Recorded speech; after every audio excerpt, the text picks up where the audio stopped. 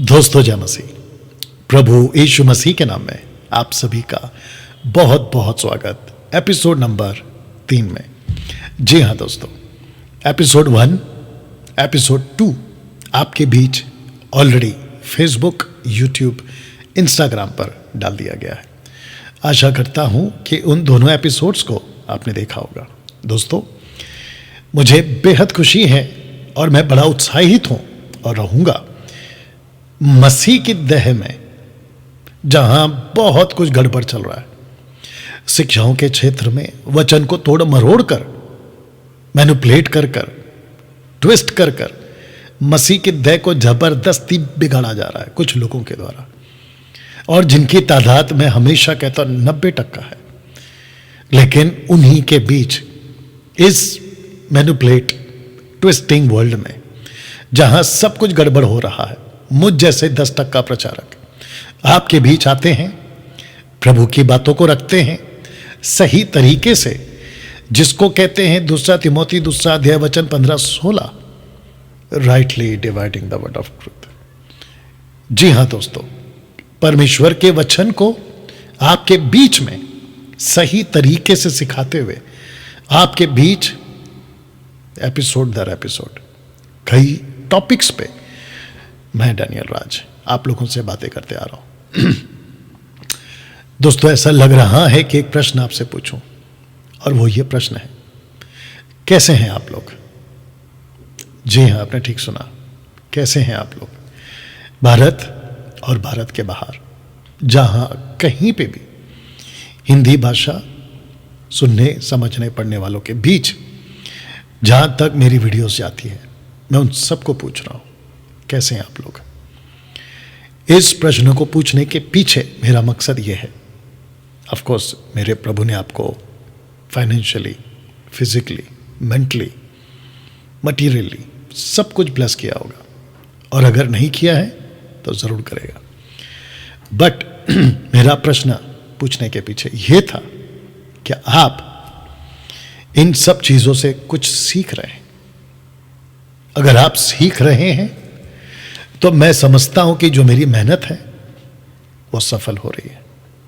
दोस्तों, मैं बड़ा उत्साहित रहता हूं पूरा दिन, पूरा रात, और जैसे ही मुझे पता चलता है अब आपके बीच आना है, वीडियोस को शूट करना है, मैं बड़ा उत्साहित रहता हूं। बहुत सारी बातें जो प्रभु मुझे सिखाते हैं रात में, दिन में, अब जब मैं इसको बनाते रहता हूं, तब उन सबको आपके बीच में रख सकूं, और वैसे रख सकूं जैसे रखना चाहिए।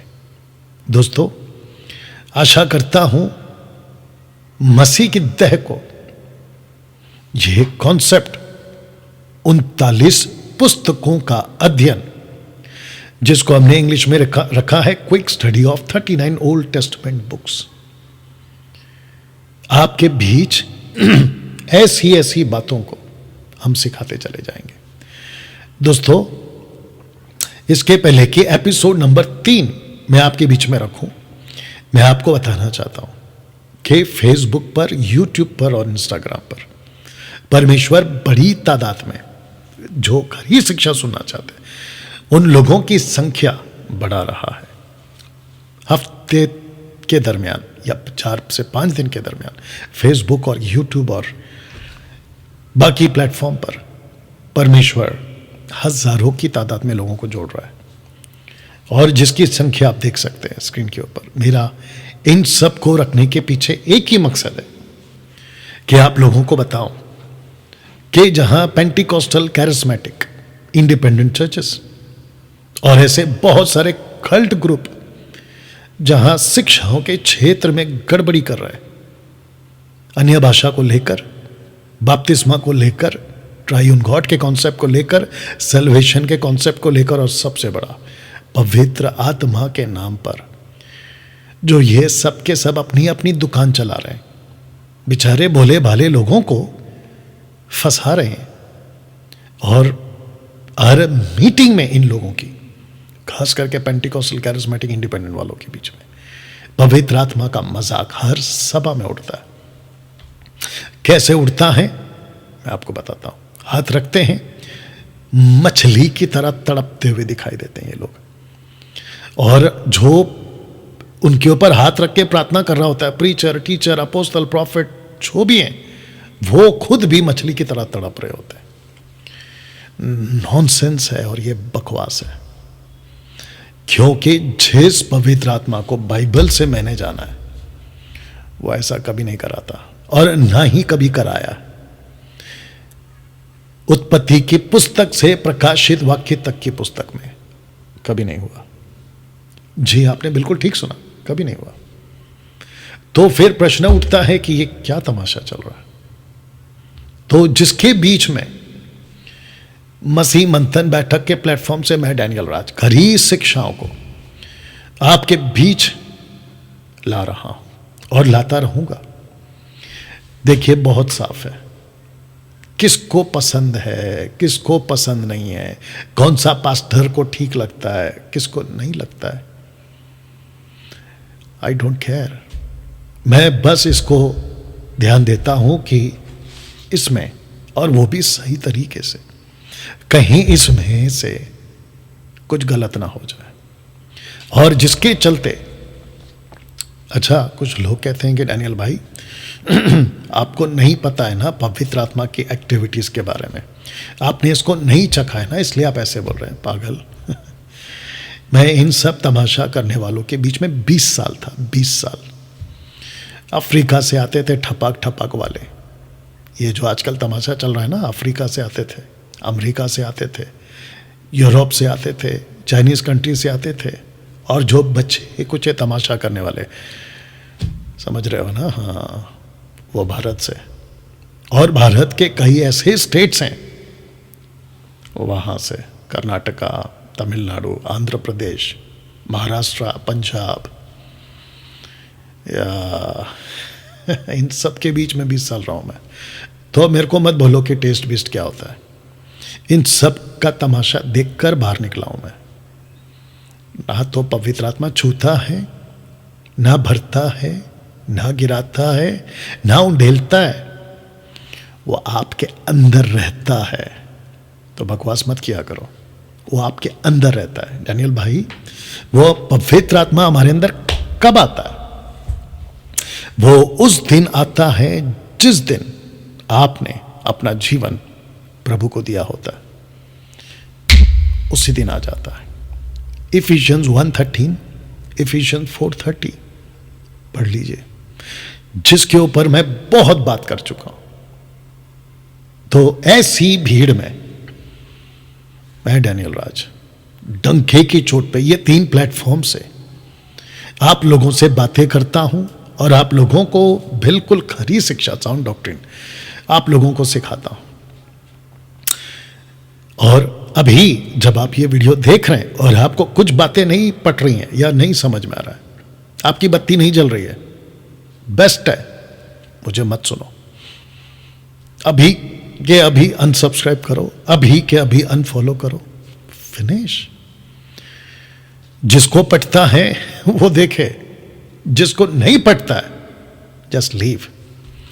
उल्टी सीधी कमेंट्स करना, बकवास करना, और मैं तो बता चुका हूं कि मैं किसी के भी नेगेटिव कमेंट से, आप लोगों को लगता होगा कि हमने कमेंट्स करके बहुत बड़ा तीर मार दिया नहीं किया बेटा।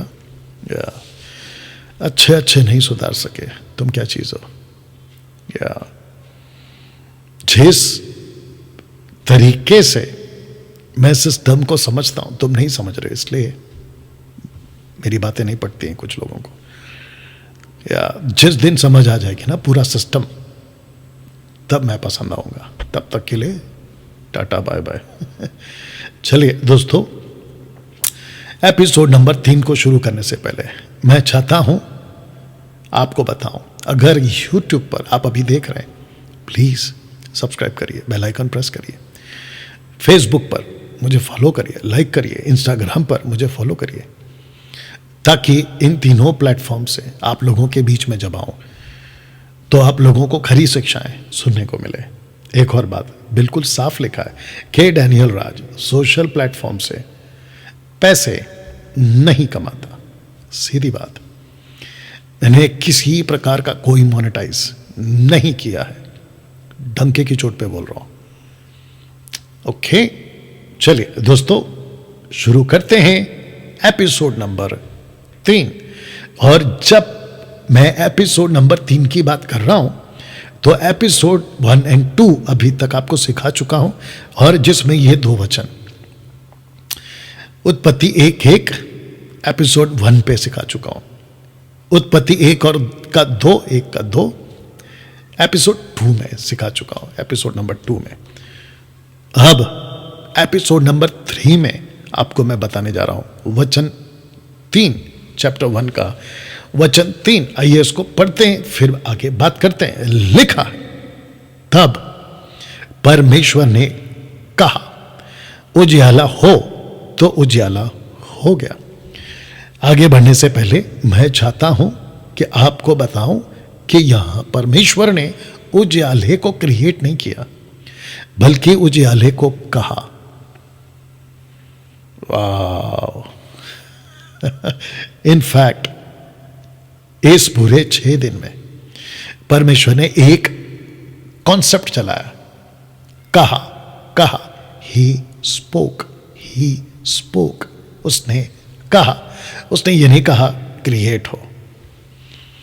इसको दिमाग में रखना, क्योंकि वचन 1 जहां पे आप पढ़ चुके हैं और मैं सिखा चुका हूं, आदि में परमेश्वर ने आकाश और पृथ्वी की सृष्टि की, उसने क्रिएट किया। लेकिन जब 3 में आते हैं तो उसने नहीं कहा कि उसने उजियाले को क्रिएट किया, बल्कि उसने कहा उजियाला हो। इसको दिमाग में रखिएगा जब बाइबल पढ़ते हो। ओके, लिखा है क्रिएशन स्टार्ट्स फ्रॉम जेनेसिस 1 और 3। क्रिएशन से मेरा मतलब है 3rd वाला, पहली सृष्टि, दूसरी सृष्टि, जिसको कहते हैं गैप थियरी। मैंने इसको कल नाम दिया था जेनेसिस थियरी, बेराशीत थियरी। इस दूसरी दुनिया में जिसके दोनों के बीच में बड़ा गैप है, ये देख लीजिए बड़ा गैप है, लेकिन जब तीसरी सृष्टि आती है तो लिखा है creation start from genesis 1 chapter 1 का वर्स 3। कुछ चित्र आपके बीच में रखता हूं ताकि आपको मैं समझा सकूं। ओके ना दोस्तों, लिखा है कि 6 दिन में सब कुछ बनाया, 6 दिन में सब कुछ बनाया। भजन संहिता 33 का 9। आइए इसको पहले पढ़ते हैं। क्योंकि जब उसने कहा तब हो गया, जब उसने आज्ञा दी तब वास्तव में वैसा ही हो गया। इसका मतलब है कि जब परमेश्वर ने कहा, जब उसने बोला शब्द, उसने भेजा अपने शब्द को, चीजें बना दी। क्या अद्भुत है नहीं हमारा परमेश्वर। तो जिसके चलते मैं आपको बार बार समझाता हूं, जब आप कुछ चीजों को परमेश्वर के बारे में आप समझना शुरू करते हैं, तो आपका ये जो पाव किलो का भेजा है ना, या जो भी आपका दिमाग, हम सबका इंसान का दिमाग, विशाल काई परमेश्वर को नहीं समझ पाएगा। वो इतना अद्भुत है या इतना महान है। ओके, तो जिसके चलते जो इस वीडियो को अभी देख रहा है, मैं खास करके अविश्वासियों से बात कर रहा हूं, जो क्राइस्ट फॉलोवर्स नहीं है। मैं क्रिश्चियंस की बात नहीं कर रहा हूं, क्राइस्ट फॉलोवर्स की बात कर रहा हूं। तो apart from the Christ followers, वो चाहे क्रिश्चियंस हो, हिंदू हो, मुस्लिम हो, बौद्धिस्ट हो, पारसी हो, जुविश हो, जो भी हो दुनिया के प्लैनेट के 7 मेजर रिलीजन्स, उन सबको कह रहा हूं, परमेश्वर को आप यहां से नहीं समझ सकते। परमेश्वर को जितने प्रॉफिट्स हैं वहां से भी नहीं समझ सकते, जितने अपोस्तल्स हैं वहां से भी नहीं समझ सकते, क्योंकि उनको और उनकी लिखित बातों को, जिसको हम बाइबल कहते हैं, जिसमें रिकॉर्ड किया गया है, परमेश्वर उससे लाखों लाखों करोड़ों करोड़ों बड़ा है और अद्भुत और महान। यस और नो? या तो जिसके चलते परमेश्वर की जब बात आती है वो अद्भुत और महान है। इस बात पे हम परमेश्वर को ताली बजाकर उसको महिमा देंगे। वाह ना दोस्तों, शुरू करते हैं डे 1। आइए देखते हैं कि पहले दिन उन्होंने क्या बनाया या कहा। लिखा है कि तब परमेश्वर ने कहा उजाला हो, और उजाला हो गया, जिसका इंग्लिश ट्रांसलेशन आप लोगों के लिए मैंने रखा है, let there be a light. यसी या डे 1, ये पहला दिन बना है, डे एंड नाइट, उसको परमेश्वर ने नाम दिया।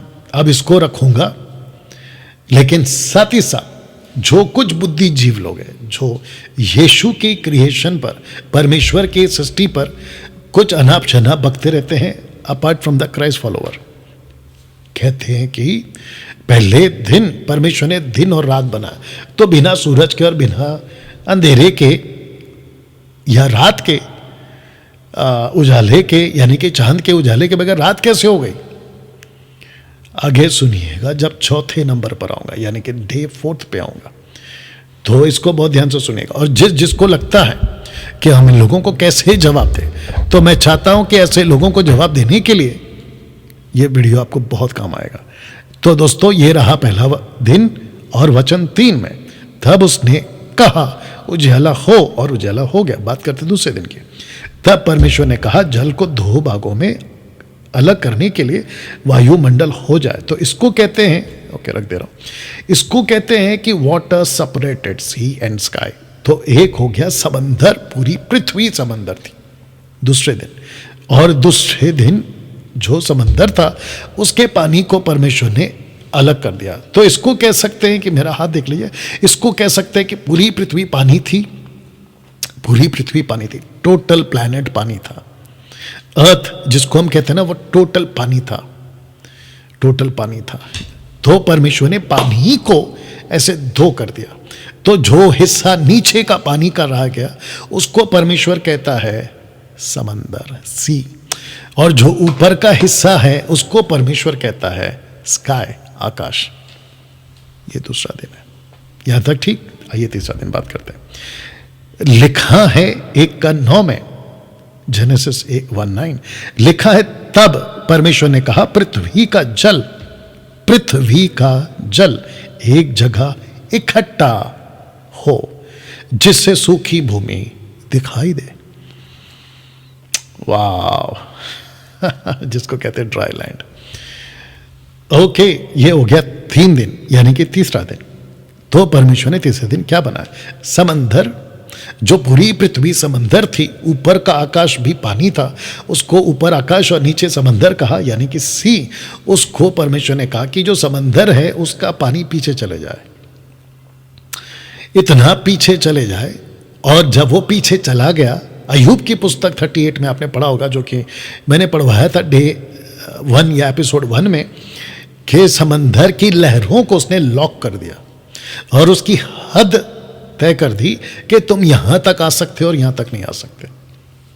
वाह। और परमेश्वर ने कहा कि सूखी जमीन दिखाई दे, जिसको कहते हैं ड्राई लैंड। तो मैं आपके बीच फिर से पूछूंगा, परमेश्वर ने पहले दिन क्या बनाया?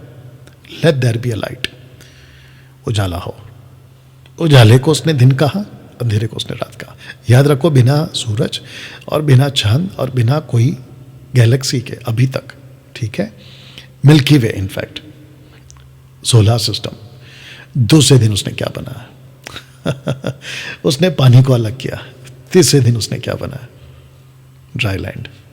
यहां तक ठीक। बात करते हैं चौथे वाले पे, बहुत अद्भुत प्रकाशन मिलने वाला है आपको। डे 4 लिखा है 1:14 में, तब परमेश्वर ने कहा आकाश में ज्योति होने दो, ज्योतियां होने दो या ज्योति होने दो। यह ज्योति दिन को रात से अलग करेगी। यह ज्योति एक विशेष चिन्ह के रूप में प्रयोग की जाएंगी, जो ये बताएंगी कि विशेष सभाएं, सीजन्स कब शुरू की जाएं, और ये दिनों तथा वर्षों के समय को निश्चिंत करेंगी। वाह। और इसके साथ साथ पक्षी भी बनाया, तो जिसके चलते लिखा है the great lights and solar system. माफ करना, लाइट्स की बात कर रहा हूं मैं, चौथे दिन की। ओके, 5वें दिन में पक्षी और ये जो भी कुछ आप लोग देख रहे हैं ये बना है, ठीक है ना। तो हम बात कर रहे हैं चौथे दिन की, ओके, मैं इसको बाद में कनेक्ट करूंगा। 5वें पे आ जाते हैं। एक का भी, तब परमेश्वर ने कहा जल अनेक जलचरों से भर जाए और पक्षी पृथ्वी के ऊपर वायुमंडल में उड़े। तो 5वें दिन परमेश्वर ने क्या बनाया? 5वें दिन परमेश्वर ने समंदर और आकाश दोनों को भर सके 5वें दिन बनाया मछली और पक्षी, जिसको कहते हैं बर्ड्स एंड फिशेस। अब बात करते हैं 6वें दिन की। लास्ट डे है ये, क्रिएशन स्पोक, कहा का लास्ट डे। तब परमेश्वर ने कहा पृथ्वी हर एक जाति के जीव जंतु उत्पन्न करे, बहुत से भिन्न जाति के जानवर हों, हर जाति के बड़े जानवर, छोटे रेंगने वाले जानवर हों, और ये जानवर अपनी जाति के अनुसार जानवर बनाए। यही सब हुआ 6th डे। लेकिन साथ ही साथ और भी कुछ बनाया, एनिमल्स एंड ह्यूमन, यानी कि जिसको कहते हैं आदाम, हिब्रू वर्ड। ओके, परमेश्वर ने उत्पत्ति के 2 के 7 को कंटिन्यू कर रहे हैं हम लोग, क्योंकि परमेश्वर ने विस्तार रूप से आदम को कैसे बनाया इसलिए मैं बता रहा हूं। तो लिखा है कि तब परमेश्वर ने पृथ्वी से धूल उठाई, मिट्टी धूल उठाई, मनुष्य को बनाया, मनुष्य को बनाया। हम यहां पे थोड़ा रुकते हैं क्योंकि कुछ विचित्र टाइप के लोग, मसीह के शिक्षा को गड़बड़ में डालने वाले लोग, जिसको हम कहेंगे मैनिपुलेट करने वाले, ट्विस्ट करने वाले, जिसमें से कई लोग हैं, और एक व्यक्ति हमारे मसीह मंथन में भी था जिसको हमने गेट आउट किया, यानी कि राजेश स्टीफन, परेशान आत्मा। वो कहता है, और आप लोगों ने देखा भी होगा कि फ्रांसिस ग्लोरी अपोलोजेटिक जो चलाते हैं चैनल, फ्रांसिस, उसका और राजेश का, दोनों का इसी बात पे डिबेट भी हुआ है।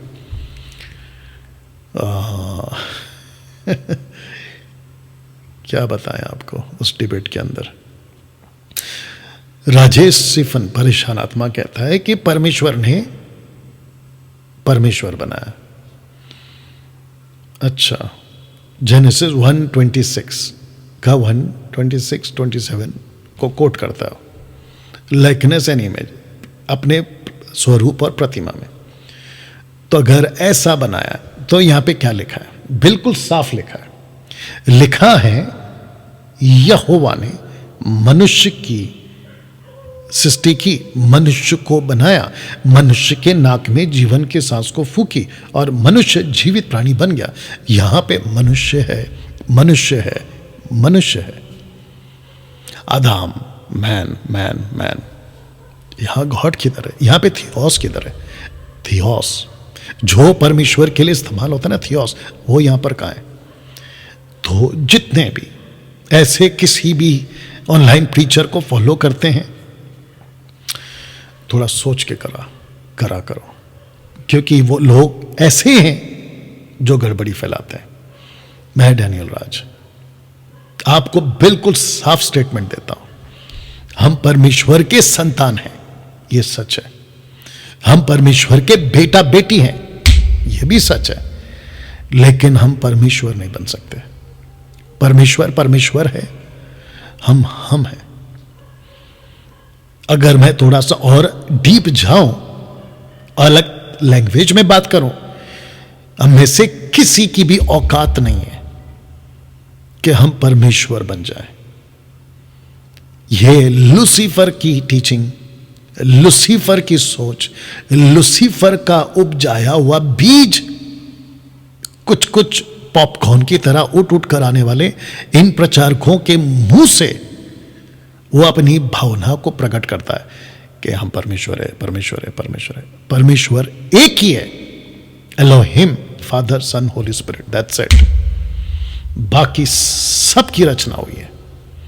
मैंने आपको एपिसोड नंबर 2 में बताया कि लूसीफर यानी कि भोर का तारा, उसने तक नहीं कहा कि मैं परमेश्वर से बड़ा बनूंगा, क्योंकि उसको भी पता है कि हम परमेश्वर को क्रॉस नहीं कर सकते। उसने कहा मैं तुल्य बनूंगा, जो कि वो भी गलत है, जो कि वो भी गलत है। तो यहां पे बिल्कुल साफ हो जाता है कि परमेश्वर ने मैनकाइंड यानी कि मनुष्य को बनाया। ओके, नाउ डैनियल भाई, आदम को पहले बनाया, औरत को कब बनाया? लीजिए रख रहा हूं, लिखा है 2:22 में, यहोवा परमेश्वर ने मनुष्य की पसली से स्त्री की रचना की। आप देख सकते हैं मेरे पास में जितना चित्र था मैंने उसके हिसाब से आप लोगों के लिए ये चित्र को रखा हूं, ठीक है ना। तो लिखा है कि परमेश्वर ने पसली से, इसका मतलब है कुछ ट्रांसलेशन में आया है बाय हिज साइड, मतलब बगल से। अब परमेश्वर जाने, क्योंकि हम तो वहां पे नहीं थे, लेकिन जो लिखा उसी को हम बोलेंगे, एक्सक्यूज मी, ठीक है ना। तो यहां पे परमेश्वर ने स्त्री की रचना की, नहीं लिखा है कि परमेश्वर स्त्री की रचना की। परमेश्वर स्त्री, आदम परमेश्वर, नहीं, ऐसा नहीं है। ना परमेश्वर ने आदम परमेश्वर बनाया, ना परमेश्वर ने स्त्री परमेश्वर बनाया। परमेश्वर ने आदम बनाया, आदम, और परमेश्वर ने हव्वा यानी कि औरत, आदमी औरत बनाया। बिल्कुल साफ है।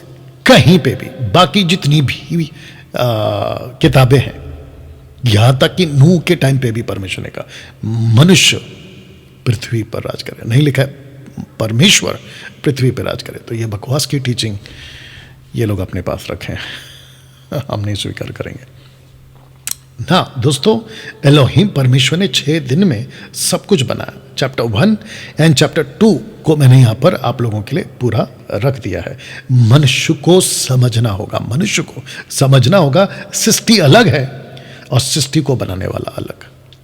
अब आप सोच रहे होंगे कि डैनियल भाई आपने ये बात को क्यों रखी, तो मैं आपको जल्दी से बता दूं कि मैंने ये क्यों रखा। क्योंकि 800 करोड़ की आबादी, 8 billion population of this world, वो क्या कर रहा है आज? उन सृष्टि की चीजों को, जो सृष्टि की गई है, क्रिएट की गई है, उसकी वर्शिप कर रहे हैं।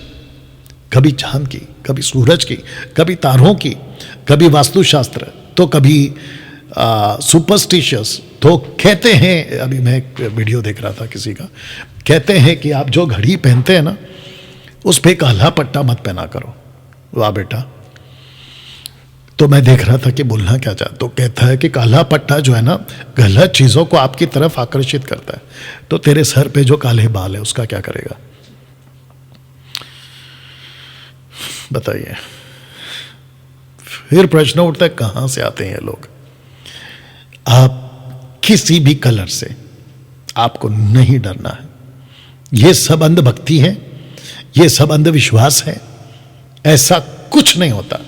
परमेश्वर ने, अगर मैं इसको पूरा रखता ना, तो आपको एवरी डे आपको यही सीखने को मिलेगा या पढ़ने को मिलेगा। परमेश्वर ने पहला दिन बनाया, लास्ट में कहा अच्छा है, दूसरा दिन अच्छा है, तीसरा दिन अच्छा है, ऐसे करते करते। और क्योंकि ये फटाफट अध्ययन है, इसलिए मैं पूरा डिटेल में नहीं जा रहा हूं। आपको मैं एपिसोड नंबर 1 में बता चुका हूं कि हम वर्स बाय वर्स नहीं जा रहे हैं। जो इंपॉर्टेंट चीजें हैं उसी को आपको सिखा रहे हैं। तो परमेश्वर ने हर चीज को बनाया, लेकिन क्या कहा? अच्छा है। वो चाहे काला कलर हो, सफेद कलर हो, ऑरेंज हो, लाल हो, येलो हो, ब्लू हो, दुनिया का कोई भी कलर हो, सब अच्छा है। कलर अच्छा है, चीजें अच्छी है, सब्जी अच्छा है, क्या कहते हैं, फ्लावर्स एंड फ्रूट्स अच्छे, सब अच्छे हैं। यहां तक कि कोई जानवर गलत नहीं है, सब अच्छे हैं। ना दोस्तों, किसी भी चीज की आपको वर्शिप नहीं करनी है, ना सूरज की, ना चांद की, ना तारों की, ना इंसानों की, ना जानवर की, ना पक्षी की, किसी की नहीं।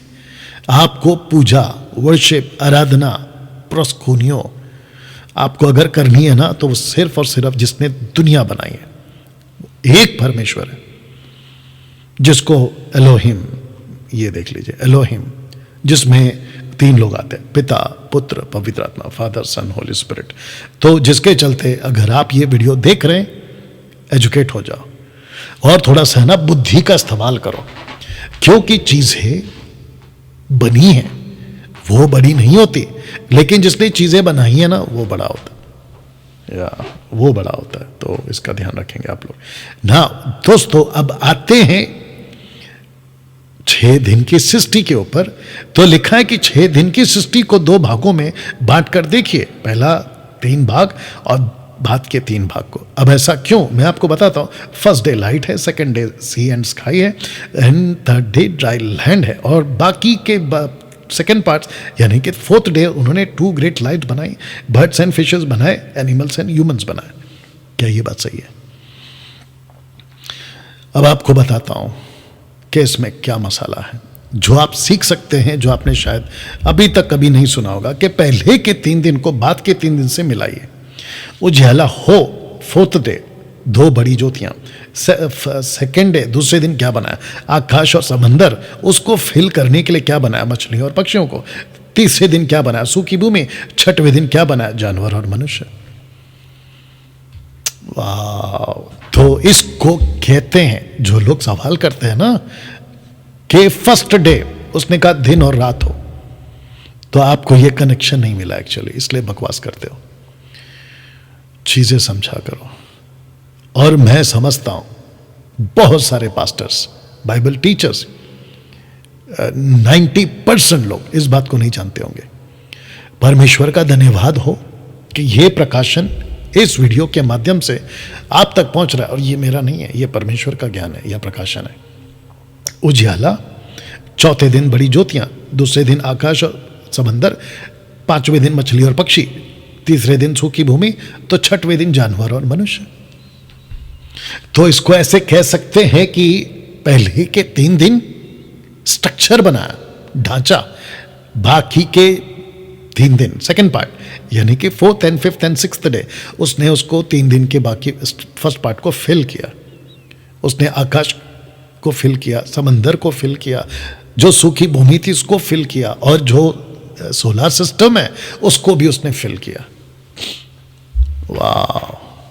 कैसा लग रहा है? तो जिसके चलते दोस्तों ये आपको समझना होगा ना। इस सब को बताते बताते मैं चाहता हूं कि ये स्लाइड देखो, यूनिवर्सल कॉन्सेप्ट को समझिएगा। चैप्टर 1 से लेके चैप्टर 11 तक, अध्याय 1 से लेके अध्याय 11 तक, ईडन टू बेबीलोन, अदन की वाटिका से बाबुल तक। कॉन्सेप्ट क्या था पता है? ये यूनिवर्सल कॉन्सेप्ट था। यूनिवर्सल कॉन्सेप्ट का मतलब होता है हिंदी में विश्व भर में फैल जाओ। ना तो तभी कोई जाति थी, ना तो तभी कोई इज़राइल था, ना तभी कोई तोरा था, ना तभी कोई जूविश कल्चर था या जूविश कौम था। ऐसा कुछ नहीं था, ऐसा कुछ नहीं था। बस यूनिवर्सल कॉन्सेप्ट था। परमेश्वर ने क्या कहा आइए पढ़ते हैं। उत्पत्ति 1 का 28 को पढ़ेंगे और उत्पत्ति 9 का 1 को पढ़ेंगे। 9:1 क्यों?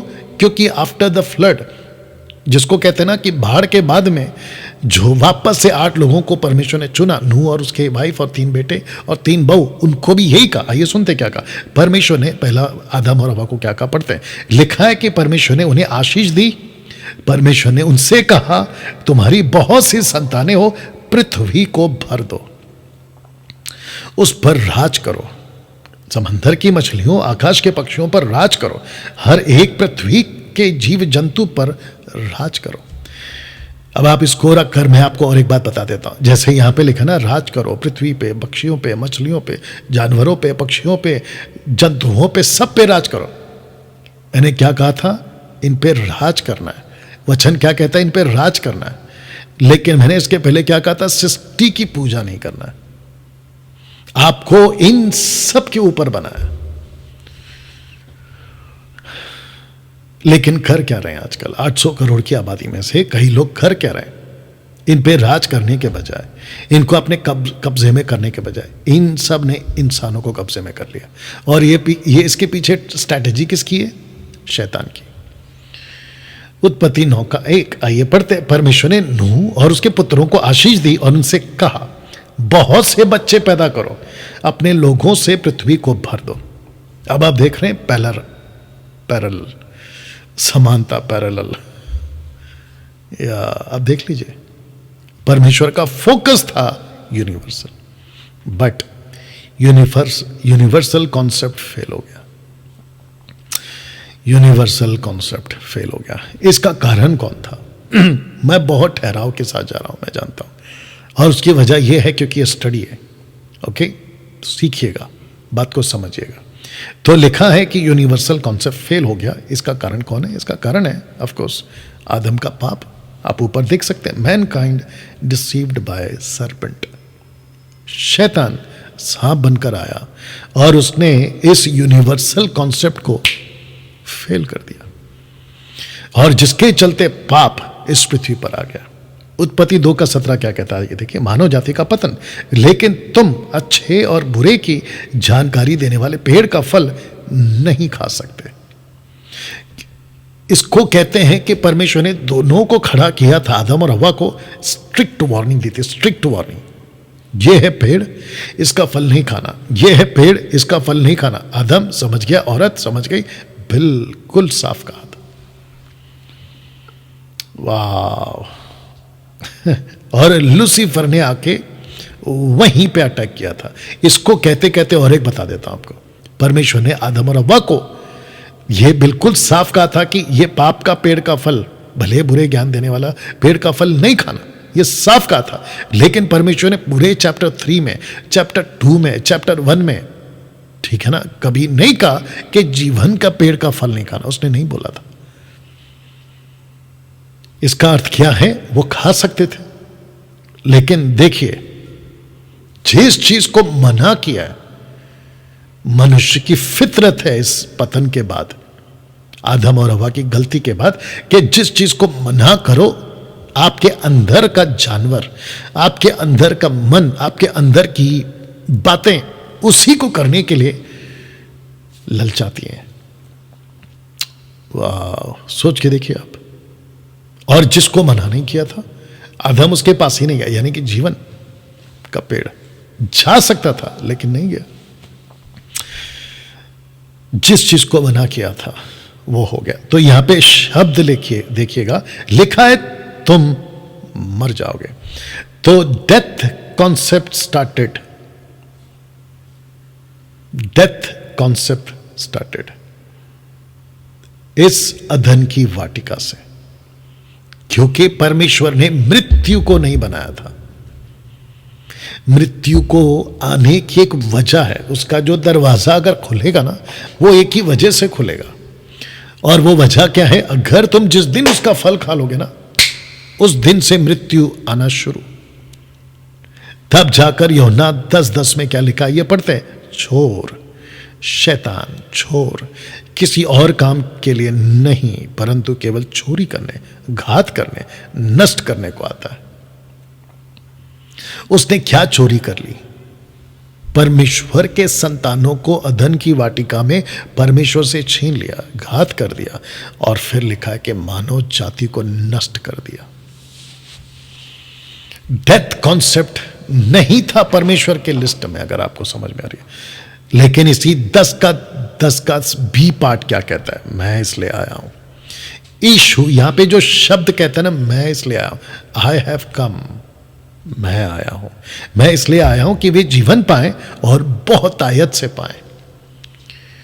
यह बहुतायत का जीवन का कॉन्सेप्ट क्या है? जो व्यक्ति एक, बहुत ध्यान से सुन लेना, जो व्यक्ति एक बार पैदा होता है ना, वो 2 बार मरता है। एक बार पैदा होता है, 2 बार मरता है, मैं रखूंगा।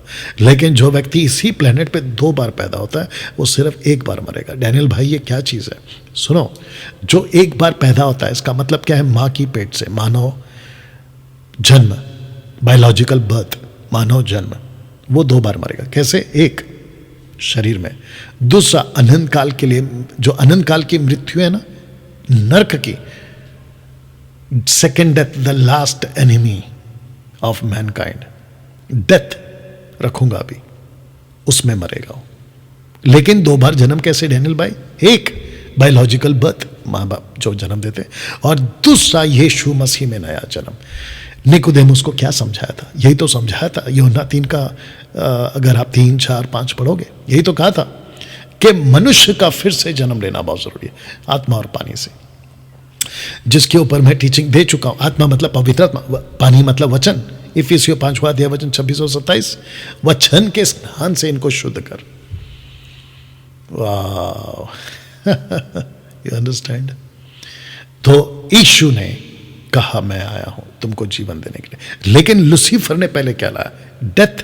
तो डेथ कॉन्सेप्ट स्टार्टेड कहां? जिस दिन तुम इसका फल खाओगे मर जाओगे। तो डेथ कॉन्सेप्ट यहां से स्टार्ट हो गया। यहां तक ठीक है? उत्पत्ति 3 का 15 आइए पढ़ते हैं। लिखा है कि वह तेरे सिर को कुचल डालेगा और तू उसकी एड़ी को डसेगा। किसको कहा यह शब्द? उत्पत्ति 3:15। औरत को। उसके साथ किसको कहा? सांप को, यानी कि शैतान को। उसने कहा वो तेरे सिर को कुचल डालेगा और तू उसकी एड़ी को डसेगा। तो इसको कहते हैं कि यीशु मसीह की बातें या यीशु मसीह का जन्म लेना यहां से स्टार्ट हो गया था, या थोड़ा सा एडजस्ट करना पड़ेगा, यहां से स्टार्ट हो गया था। यीशु पैदा होगा, इसकी बातें यहां से आना शुरू हो गई थी इस कॉन्सेप्ट से कि जिस दिन तुम इसका फल खाओगे उस दिन तुम मर जाओगे। तो पीछे हमने क्या देखा? शैतान ने मृत्यु लाई, यीशु कहता है मैं जीवन लाऊंगा। कैसे? वो तेरे सिर को कुचल डालेगा और तू उसकी एड़ी को डसेगा। क्रूस पर बलिदान होना पड़ेगा। यीशु को अधन की वाटिका में ही परमेश्वर ने कॉन्सेप्ट बना दिया था कि तू मरने वाला है और तुझे मरना होगा, क्योंकि पहला आदम फेल हो गया। तो यीशु को दूसरा आदम बनकर आना पड़ा।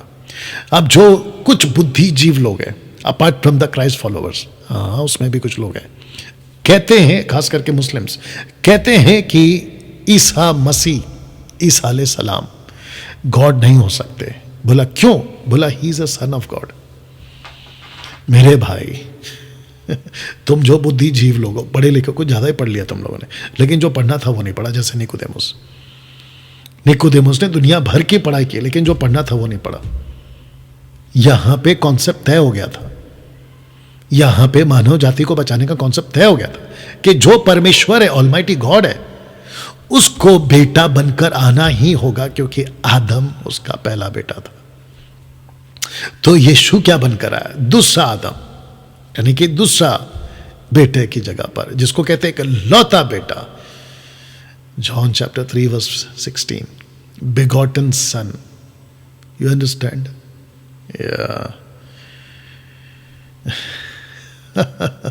जो एक मात्र था, begotten, एक मात्र था, उसको भेजा पृथ्वी। ये यहां से कॉन्सेप्ट स्टार्ट हो गया था। और यीशु को, अच्छा अभी कुछ लोग क्या कहते हैं पता है? कुछ बुद्धिजीव लोग कहते हैं जो 3 खिल्ले को बर्दाश्त नहीं कर सका वो कैसा परमेश्वर। तो मैं आप लोगों को बता दूं कि लूसीफर ने आपकी आंखों पर, बुद्धि की आंखों पर पट्टी बांध दिया और तुम लोगों को समझने नहीं दे रहा है। और इसकी वजह यह है कि वो नहीं चाहता कि तुम्हारा उद्धार हो। यीशु अगर क्रूस पे नहीं मरता और वो डेथ पेनल्टी अगर पे नहीं करता तो मानव जाति कभी उद्धार नहीं पा पाती। यह परमेश्वर का तरीका है। कुलुस्सियों 2:14 क्या कहता है? ये पढ़ते हैं, विधियों का वो लेख जो हमारे नाम पर और हमारे विरोध में था, मिटा डाला। ये कौन सा लेख है और ये कौन सी विधियों का लेख है जो हमारे विरोध में था? ये आदम और हव्वा की उस गलती का लेख जो हमारे विरोध में था, इसको परमेश्वर यीशु मसीह ने मिटा दिया। और लिखा है उसको क्रूस पर कीलों से जड़कर सामने से हटा दिया। तो इसका मतलब क्या है दोस्तों? इसका मतलब यह है कि यीशु मसीह को क्रूस पे मरना जरूरी था और अपने हाथों में कील खाना जरूरी था। तो तुम लोग जो कहते हो ना कि जो 3 खिल्ले को बर्दाश्त नहीं कर सका, वो कैसा परमेश्वर, वो कैसा परमेश्वर, इसको समझिए तब पता चलेगा। खास करके यह वाला वचन 15, उसने प्रधानताओं अधिकारों को अपने ऊपर से उतार कर उनका खुल्लम खुल्ला तमाशा बनाया और क्रूस के कारण उन पर जय जयकार की ध्वनि सुनाई। क्रूस के कारण पौलुस कहता है कि मैं क्रूस की कथा का प्रचार करता रहूंगा, मैं क्रूस के कारण घमंड करता हूं। पौलुस ऐसा कहता है। क्यों? क्योंकि अगर यीशु क्रूस पे नहीं मरता, मानव जाति को कभी छुटकारा नहीं मिलता, मानव जाति को कभी छुटकारा नहीं मिलता। तो यीशु का कीलों पे लटकना तुम्हारे लिए, यीशु का क्रूस पे लटकना तुम्हारे लिए, यीशु का क्रूस पे मरना तुम्हारे लिए।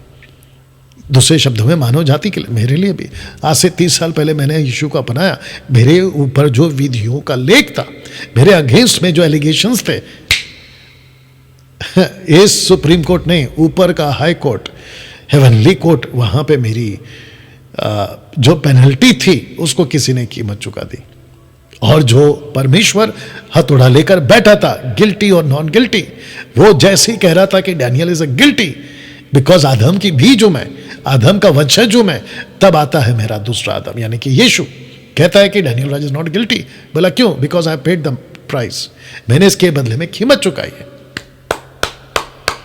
वाह लूसीफर का किंगडम, सेटन्स किंगडम कहां पे लिखा है? यूहन्ना की किताब उसका 14:30 में, क्योंकि इस जगत का शासक आ रहा है, मुझ पर उसका कोई बस नहीं चलता। इसका मतलब है कि यीशु ने कहा छेलों से कि ये जो संसार है इसका एक सरदार है और वो आ रहा है, उसका एक राज्य है, उसका एक किंगडम है। लेकिन उसी के किंगडम में मैं अपना किंगडम लेकर आया हूं। Colossians chapter 1:13, for he has rescued us from the dominion of darkness and brought us into the kingdom of the Son he loves. यीशु के राज्य से परमेश्वर पिता ने यीशु के राज्य में, इनफैक्ट ये बोलना था मुझे, लेकर आया। कहां से? अंधकार के राज्य से, Satan's kingdom to Jesus kingdom. वाह, इसको रखकर मैं आपसे अभी सीधे सवाल पूछूंगा, क्या आप अभी तक from Satan's kingdom to Jesus kingdom में आ गए हैं? अगर नहीं आए, ओके डैनियल भाई, आप जीसस को इसलिए हाईलाइट कर रहे हो या ऊंचा उठा रहे हो क्योंकि तुम ईसाई हो? बिल्कुल नहीं हूं मैं क्रिश्चियन नहीं हूं। और यही वजह है कि जब मुझे पता चला तो मैंने अपने नाम के पहले पास्टर लगाना छोड़ दिया। अब आप कहोगे कि डैनियल भाई, पास्टर फाइव-फोल्ड जो ministry, apostle, profit, evangelist, pastor, teacher, ये तो फाइव-फोल्ड मिनिस्ट्री, इफिशियंस चैप्टर 4:11, आपने इसको क्यों हटा दिया? ध्यान से सुनो मुझे नाम नहीं चाहिए, मुझे काम चाहिए। अदन की वाटिका में आदम को कहा काम कर। प्रकाशित वाक्य 2:3 कहता है काम कर। यूहन्ना उसका 5वां अध्याय वचन 17-18, अगर मैं गलत नहीं हूं, लिखा है कि मेरा पिता अब तक काम करता और मैं भी काम करता हूं। बताइए। 1 कोरिन्थियंस चैप्टर 3:9 कहता है वी आर द को-वर्कर्स, हम उसके साथ सहकर्मी हैं, काम करने वाले। तो मुझे नाम नहीं चाहिए, पास्टर, अपोस्टल, बिशप, रेवरेंड, नाम नहीं चाहिए मुझे, डॉक्टर नहीं चाहिए, मुझे काम चाहिए। तो मैं पास्टर नहीं हूं, मैं पास्टर का काम करता हूं। जिसको पास्टर का टाइटल लगाकर घूमना है उसको लगाने दो, लेकिन मैंने अपना पक्ष क्लियर कर दिया। तो वापस आते मुद्दे पे, अगर यीशु आपके जीवन में अगर नहीं है तो आप सेटन्स किंगडम में। हाँ मेरे दोस्त, सिर्फ दो ही है, एक है अंधेरा, एक है उजाला, दो ही है, तीसरा नहीं है बीच में। अगर तुम इधर नहीं हो तो तुम इधर हो, अगर इधर नहीं हो तो तुम इधर हो। तो मैं फिर पूछूंगा, क्या आप जीसस के किंगडम में आ चुके हैं? डैनियल भाई, हम जीसस के किंगडम में कैसे आ सकते हैं? सिंपल, आसान, सरल, एक ही शब्द अपनी जबान से मैं आपके लिए पढ़ देता हूं, अगर आप लोग कोई देख रहे हैं। रोमियो की किताब उसका 10:9 से पढ़ते हैं। देखो क्या लिखा है, रोमियो 10:9 से लिखा है जी, लिखा है यदि तू, आपको नहीं दिख रहा होगा जूम कर लीजिएगा पॉज करके, लिखा यदि तू अपने मुंह से यीशु को प्रभु जानकर अंगीकार करे, यीशु को प्रभु। इंग्लिश में लिखा है Jesus as Lord, capital L, capital O, capital R, capital D, LORD, Lord. ये लॉर्ड क्या है? आदोनाई। ओल्ड टेस्टमेंट में इजरायली आज भी बुलाते हैं। यूड हे वाव हे नहीं बुलाते, यहोवा नहीं बुलाते, लॉर्ड बुलाते। यहोवा इंग्लिश में लॉर्ड। You understand? अगर तुमने उसको स्वीकार कर लिया, लिखा है कि यदि तो अपने मुंह से यीशु को प्रभु जानकर अंगीकार करे, अपने मन से विश्वास करे कि परमेश्वर ने उसे मरे हुए में से जिलाया, तो तू निश्चय उतार पाए, कंफर्म।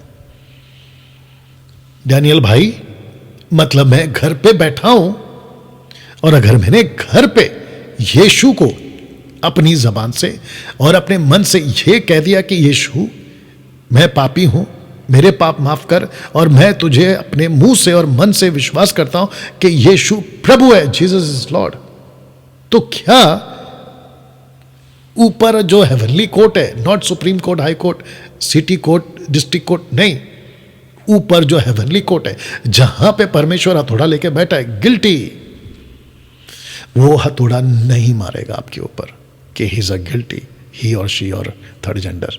नो, वो कहेगा somebody has paid the price for him, that's why you are not guilty। ठाक। कितना सिंपल है। डैनियल भाई, क्या ऐसे करने से या इस प्रार्थना को बोलने से या ये शब्द अपने जबान पे लाने से क्या मैं ईसाई बन जाऊंगा, क्रिश्चियन बन जाऊंगा? बिल्कुल नहीं। मैंने खुद कहा अभी आपसे, मैं खुद क्रिश्चियन नहीं हूं।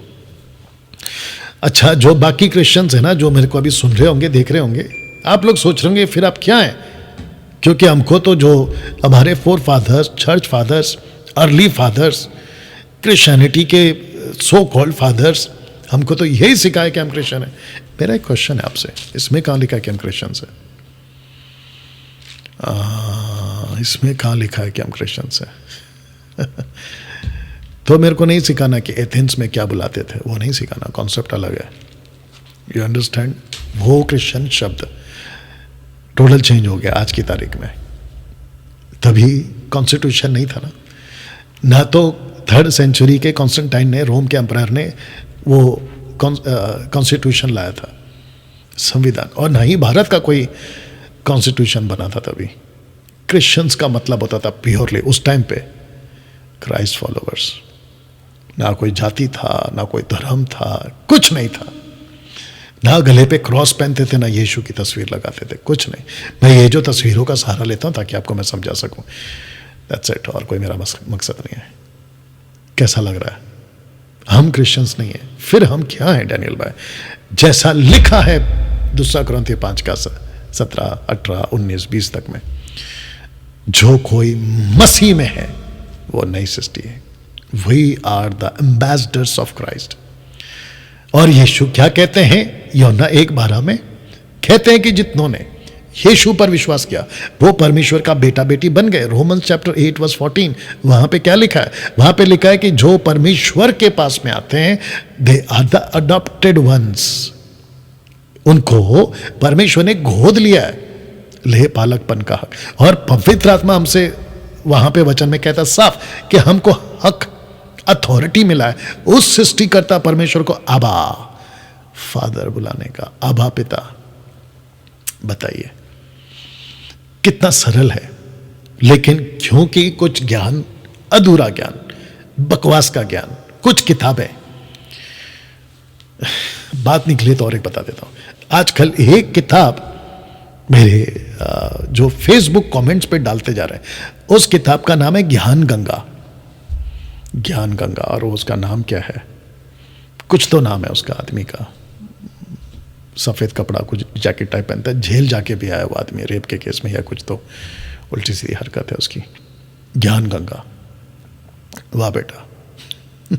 और मेरे कमेंट्स में पेज के ऊपर, फेसबुक पेज के ऊपर डालते रहते हैं। आई थिंक कबीर कुछ तो नाम है उसका, अभी याद आ रहा है मेरे को। ये सब बकवास मत किया करो। ये सब बकवास मत किया करो। बिल्कुल सीधी बात है, इंसान कैसे गॉड बन सकता है? Never, never. परमेश्वर है, इंसान है। हम क्रिश्चियंस नहीं हैं, हम क्राइस्ट फॉलोवर्स हैं। हम परमेश्वर की बेटा बेटी हैं, हमको हक मिला। तो हम क्रिश्चियंस नहीं हैं, हम उसके क्राइस्ट फॉलोवर्स बन गए, एम्बेसडर्स बन गए ना। दोस्तों, अब बात करते हैं वुमेन कॉन्सेप्ट की। नेशन कॉन्सेप्ट मैंने समझा दिया, अब बात करते हैं वुमेन कॉन्सेप्ट। तो लिखा है कि इस वुमेन कॉन्सेप्ट को समझिए। उत्पत्ति 3:15, आइए पढ़ते। मैं तुम्हें और स्त्री को एक दूसरे का दुश्मन बनाऊंगा। यह ट्रांसलेशन मुझे अच्छा लगा, इसलिए मैंने इसको रखा है। लिखा है कि मैं तुम्हें और स्त्री को एक दूसरे का दुश्मन बनाऊंगा, तुम्हारे बच्चे और इसके बच्चे आपस में दुश्मन होंगे। जब हम इसको इंग्लिश में पढ़ते, सीड लिखा है, सीड, SEED, सीड। ओके, तो बीज की बात हो रही है, बीज, सीड की बात हो रही है। तो इस वुमेन कॉन्सेप्ट को समझेंगे। ओके, एपिसोड नंबर 2 में मैंने आपको क्या कहा था कि बाइबल की अपनी एक भाषा है। बाइबल की अपनी एक लैंग्वेज है, कलर को लेके, नंबर्स को लेके, जीसस को लेके, सेटन को लेके, सब कुछ को लेके, ठीक है ना। एक लैंग्वेज में परमेश्वर बात करता है, तो उसके हिसाब से हमको इस बात को समझना होगा, ठीक है ना। तो स्त्री कॉन्सेप्ट, तो इसको देख लीजिएगा। पहले सबसे पहली है हव्वा, दूसरा बनी औरत इज़राइल। यिर्मयाह चैप्टर 31 वर्स 32 आप लोग पढ़ लेना बाद में। उसके बाद आता है कलीसिया, और यहां पे 3 है, जैसे आपके स्क्रीन के ऊपर आपको दिख रहा होगा, यहां पे 3 है, ठीक है ना। एक है हव्वा, दूसरी है इज़राइल, और तीसरी है कलीसिया। डैनियल भाई, इज़राइल औरत कैसे हो सकती है? तो यहोवा परमेश्वर ने इज़राइल को इस वचन के मुताबिक वाइफ कहा है, पत्नी, पत्नी कहा है। और इज़राइल के बच्चों को कहता है कि तुम्हारी मां को मैंने जो त्याग पत्र दिया है वो कहाँ है? 50 का 1 में, अगर मैं यशायाह 50 का 1 में, 1 सेकंड दीजिए, अगर मिल गया तो अच्छी बात है, क्योंकि मैंने उसको यहाँ पे नहीं रखा है। 50 का 1, हाँ मिल गया, 50 का 1, आइज़ाया चैप्टर 50 वर्स 1 लिखा है, तुम्हारी माता का त्याग पत्र कहाँ है जिसे मैंने उसे त्यागते समय दिया था। बच्चों को कह रहा है, इजरायली बच्चों को कह रहा है तुम्हारी माँ, यानी इज़राइल। परमेश्वर कहता है कि वो वाइफ, और यीशु क्या कहता है न्यू टेस्टमेंट में कलीसिया को? अपनी वाइफ। सीधा कॉन्सेप्ट, सिमिलैरिटीज। या बताइए कैसा लग रहा है अभी तक? कितने लोग समझ रहे हैं मैं क्या बात कर रहा हूं? तो दोस्तों यहां पे 3 औरत है, तो जिसके चलते मैंने लिखा था कि वुमेन कॉन्सेप्ट आपको समझना होगा, ठीक है ना। साथ ही साथ लिखा है कि हव्वा, इज़राइल और कलीसिया, इन तीनों का दुश्मन एक ही है। इन तीनों का दुश्मन एक ही है। तब अदन की वाटिका, हव्वा फेल, और उसके बाद चैप्टर 12 से लेके मलाकाई तक इज़राइल फेल। अब वर्तमान में कलीसिया की बारी है। अब वर्तमान में कलीसिया की बारी है। हव्वा फेल हो गई, इज़राइल फेल हो गया।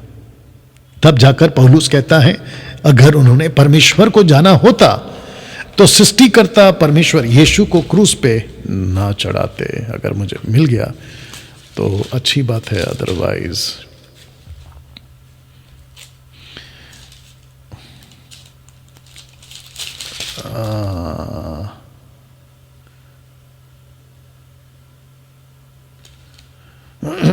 एक सेकंड दीजिए, अगर मिल गया तो अच्छी बात है, अदरवाइज ऐसे ही बोल के आगे बढ़ूंगा। Thank you Lord, thank you Lord.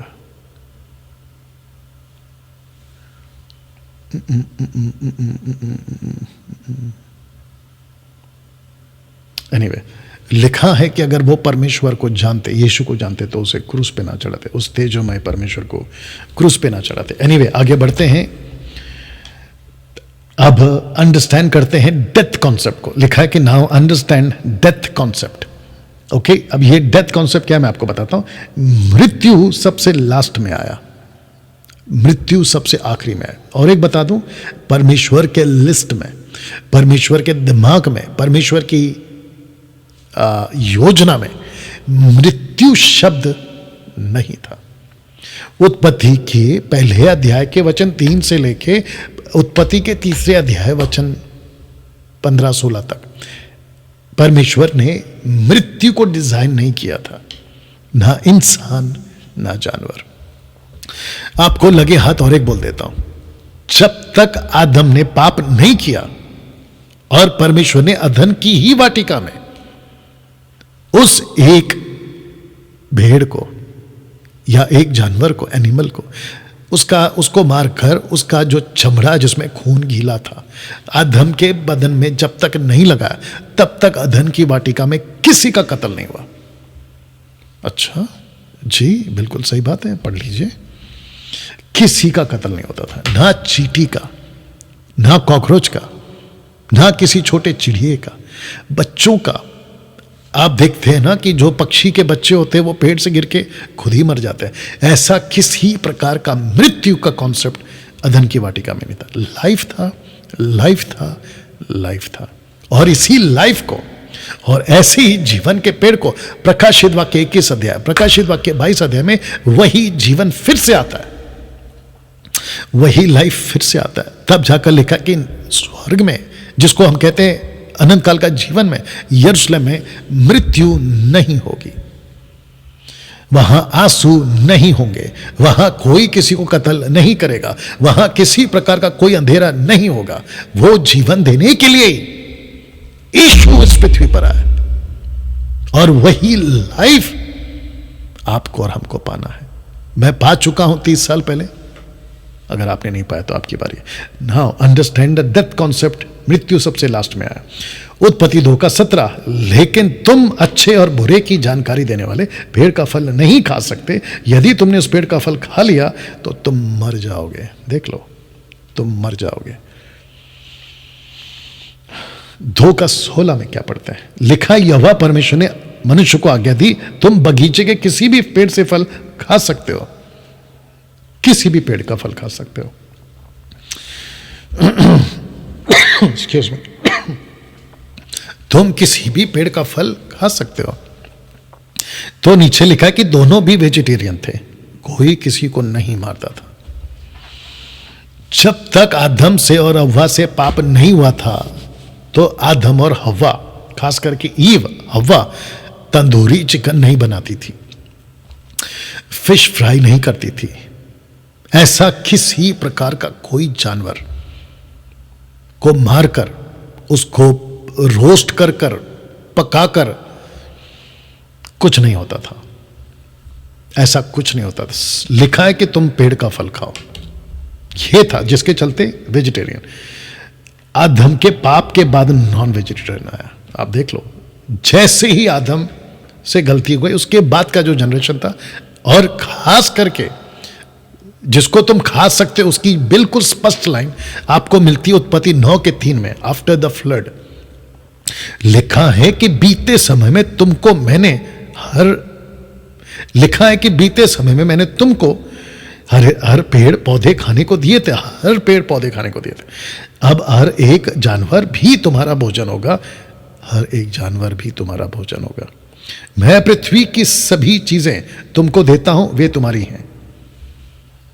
तो जैसे ही आदम से गलती हुई, पाप हो गया, उसके बाद में वेजिटेरियन चला गया, नॉन वेजिटेरियन चला गया। इन द सेंस आदमी जानवर खाने लगा, यानी कि, और उसके बाद तो पूरा का पूरा जो सिस्टम है वो चेंज हो गया।